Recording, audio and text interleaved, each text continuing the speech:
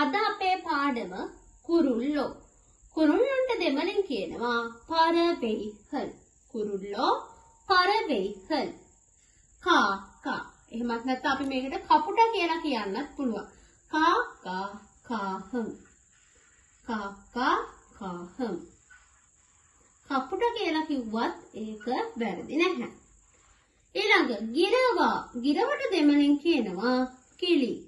කිලි කියලා ලියනකොට අපි ලියන්න ඕන මුර්ධජ ලයන්න.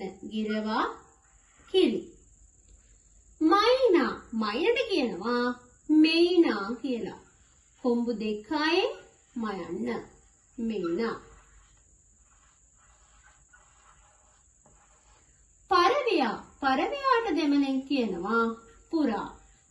පරවියා පුරා. කොකා. අපිට ලේසියෙන්ම මතක තියාගන්න පුළුවන් කොකාට කියන දෙමළ නම. කොකාට දෙමළෙන් කියනවා කොක්කු.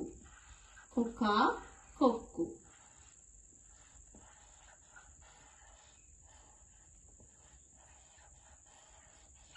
කුරුල්ලෝ. කුරුල්ලෝ නම් පරවෙයිහල්.